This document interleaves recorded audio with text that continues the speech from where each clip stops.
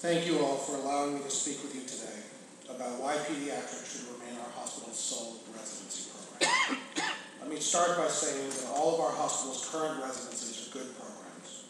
They're all fully accredited, attract quality applicants, and select excellent young physicians who are dedicated to their training, provide outstanding vital services to our patients and our community, and graduate to become board certified and respected practitioners in their fields.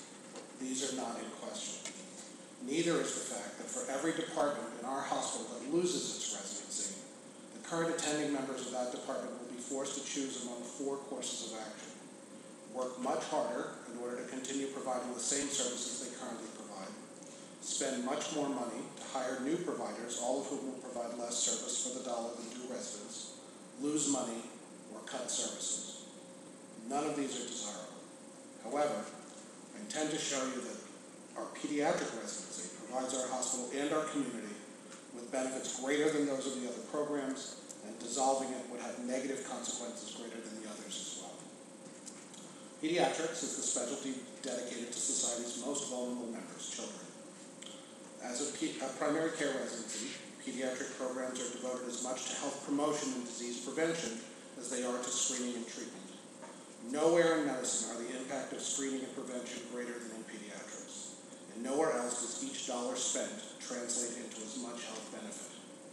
Routine childhood vaccinations alone have prevented millions of deaths and lives of disability worldwide, and continue to do so.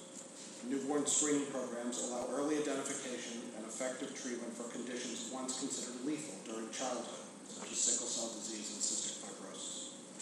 As a pediatrician, I am able to routinely add not months or years, but decades onto my patients' lives every day. Pediatrics is the only medical specialty by which this can be said.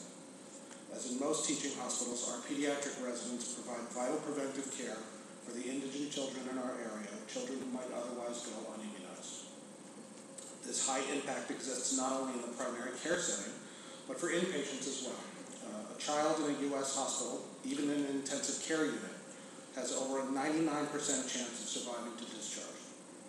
The mortality rate for adults in hospitals ranges from 10 to 40 times that of children. Even a successful discharge for an adult is likely simply to prolong that patient's death from the same cause that brought him or her into the hospital in the first place. An adult admitted after a myocardial infarction or stroke, or for complications of chronic obstructive pulmonary disease or diabetes, is likely to die from that problem in the coming months or years, even if he or she is successfully discharged.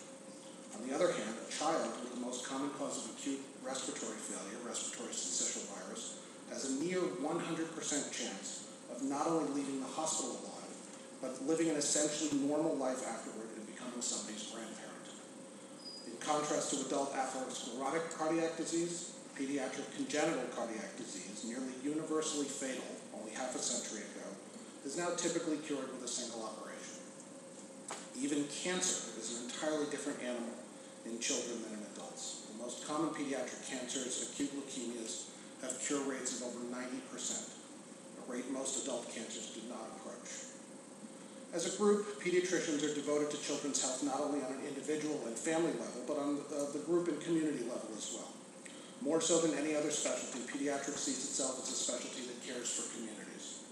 Of our hospital's 5 residency specialties represented here, pediatrics is the only one explicitly required by the Accreditation Council on Graduate Medical Education to prepare its residents, and this is a direct quote, for their role of advocate for health within the community. As an illustration, of the past 8 U.S. Surgeon Generals who were practicing physicians, half have been pediatric ones, even though pediatricians represent less than 10% of the total physician workforce. Who are pediatricians? Many pediatricians, indeed many physicians, were initially inspired to enter medicine by their earliest experiences with their pediatricians. One could argue that simply by creating new pediatricians, we are creating a recruitment tool to address future physician shortages. But more than that, primary care residencies such as pediatrics attract medical school graduates who are members of traditionally underrepresented minority groups in a greater proportion than do surgical and procedure-based specialties. And physicians from these underrepresented groups are the most likely to practice primary care in underserved communities. The Institute of Medicine has stated that the solution to eliminating health disparities in the U.S. is physician workforce diversity. And pediatrics is a specialty that helps make this happen. Pediatricians are also among the physicians most likely to be satisfied with their careers. A 2009 national survey of over 6,500 practicing physicians found that in the 10 specialties associated with the highest rates of satisfaction, 6 were pediatric. Gynecologists and surgeons were at the bottom of that list, with 5 of the 11 least satisfied specialties being surgical. By training pediatricians, our program is addressing the area of greatest physician need. Although the Association of American Medical Colleges projects physician shortages in all specialty areas over the next decade, these shortages are greatest in primary fields. New York State has recognized this by creating the Designated Priority Program, or DPP, designed to incentivize hospitals to maintain residency programs in primary care fields and to encourage residents in those programs to pursue careers in primary care. Because of our pediatric residency program's participation in DPP, our hospital is reimbursed at a 50% higher rate for its medical education adjustment to inpatient Medicaid rates than other specialties. This means that while residency programs always allow hospitals to provide patient care at lower cost, our pediatrics program provides even greater financial benefit to our hospital by allowing it to be reimbursed at a higher rate. Of the residency programs under discussion tonight, only internal medicine is eligible for similar upweighting. Obstetrics gynecology is eligible for only 10% upweighting as opposed to 50%, and surgery and psychiatry not at all. This brings me to our financial bottom line. Up to this point, I've focused on the benefits our program provides to those outside our hospital's walls. However, in these times, we must acknowledge that our hospital will not be able to provide care for anyone if it cannot stay afloat financially. Of our current residencies, pediatrics is the one most able to allow it to do so. Since all departments under discussion are at risk of having to cut back services, I will show you why it is least in the hospital's interest to do so in pediatrics. Our hospital has a strong track record of caring for indigent patients, including those with no insurance and those with government-sponsored insurance such as Medicaid.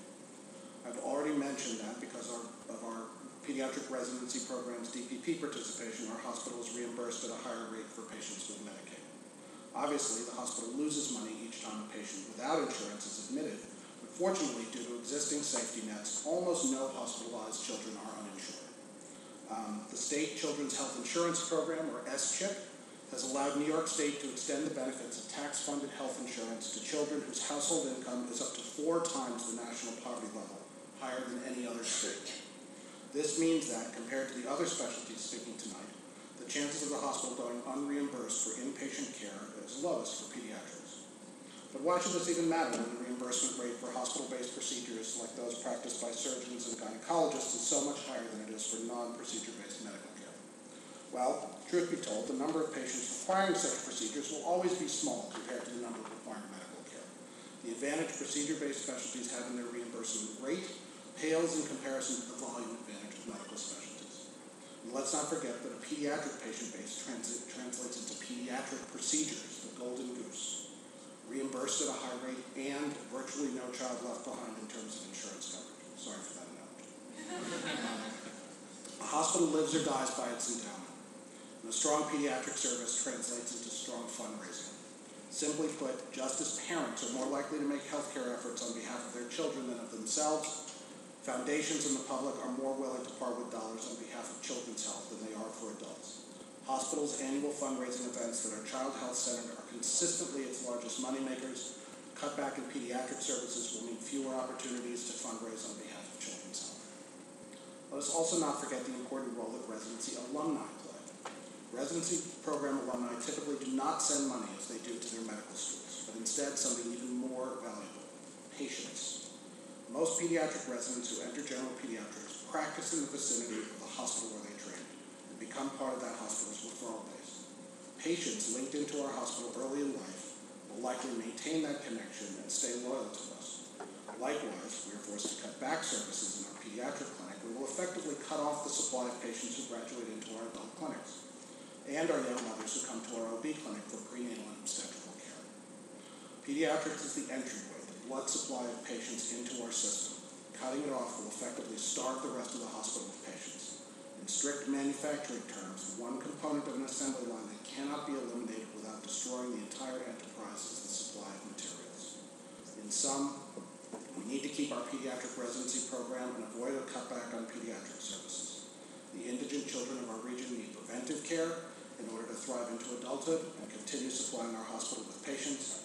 Training pediatricians means training strong community-level advocates who serve where they are needed. And both inpatient and outpatient pediatrics give our hospital its highest rate of return on financial investment, both in terms of health outcomes and in terms of dollars. Our pediatric residency program needs to stay alive not only because it is the right thing to do, but because it will allow our hospital to continue to thrive over the long term. Children of our region need us to do this, as does our hospital community.